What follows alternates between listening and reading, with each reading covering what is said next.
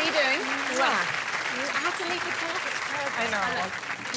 So I know you've met Jack before. Have you met Lizzo or Rafe before tonight? We have just met, been acquainted. Okay. I know you're a fan of Rafe's brother.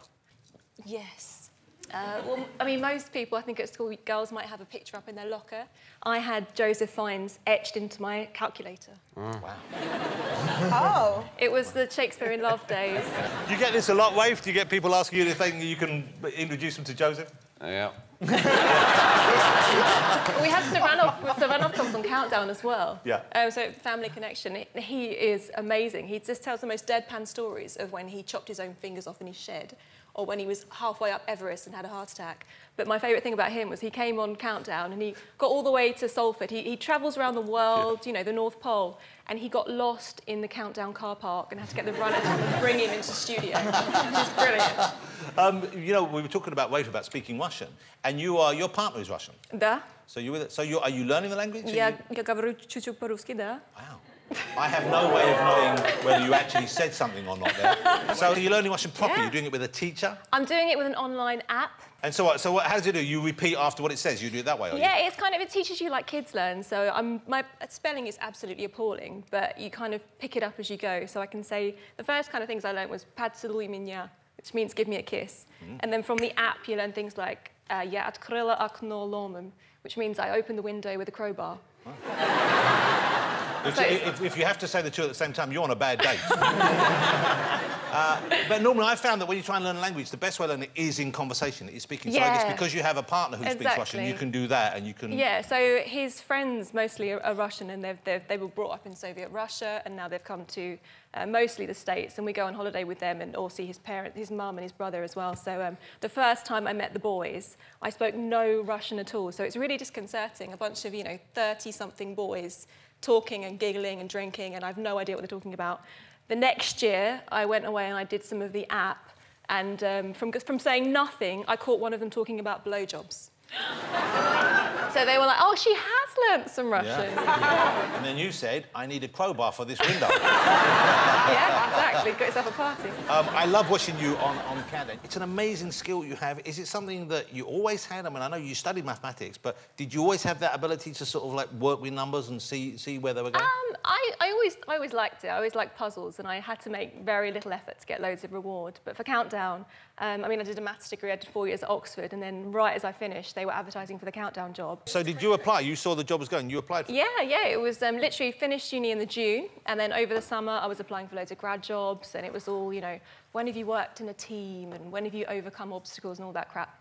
And Countdown wanted 50 words and a photo. Yeah. So I said, they said, you know, we're talking about big shoes to fill, so I said, you know, I'm a maths geek, I love the show, I'm an Essex girl, so why not fill it with some white stilettos? Yeah. And are you any good with the words? Because your area is the numbers, of course. Yeah, I mean, I've done 10 years worth now, so something like 2,500 shows, yeah. So I'm all right at the words, I can hold my own, especially the rude words. I learned a lot of rude words. We film 15 shows in 3 days when we're recording, so we're just busy finding rude words. It's just pure Phil. Let's have a look. These are some of the inappropriate words that have come up from camera. They're gagging for a hard one. Wow. Gagging for a hard one. He didn't mean that. No, Nick is amazing. I mean, Nick, our host, is 75 now.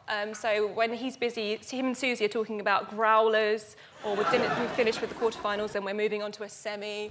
I mean, there's loads of innuendo that just goes, whew. Yeah, he doesn't get it.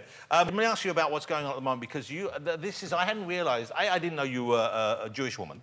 OK, and I didn't realise you were interested in politics particularly. I mean, and then suddenly I know you've been embroiled a little bit in the debate that's going on about the possibility. Some people see it as very clearly being the case. Other people are saying it isn't the case, of there being anti-Semitism within the Labour Party and whether or not they're doing enough to deal with that. And you've become embroiled in this online. Yeah.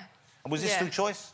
It was kind of accidental and snowballed exponentially. So I'm Jewish as far as my mom's Jewish. I'm proud of my heritage. I'm an atheist Jew, so I'm not practicing. I don't believe anything, and I'm not political. I'm interested, so I follow the news and I follow everything that's happening in America, and I'm kind of concerned at the state of the world, but I wasn't political.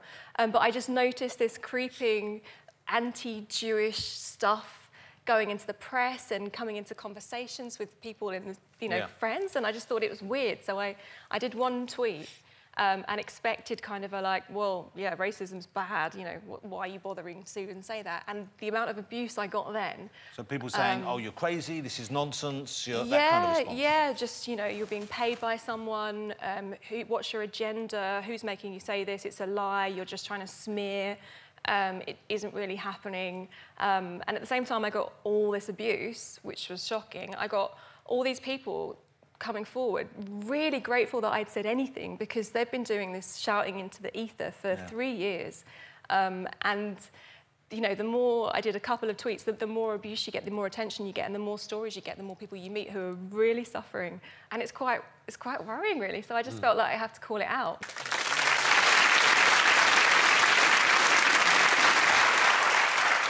OK, well, I love what you can. I guess you're going to carry on doing it for as long as they want you. You must love doing it. Love doing... it's exhausting, to be honest. It's exhausting, but the more they abuse me, the more they smear me, the more they make... No, I was asking about Countdown. Countdown. But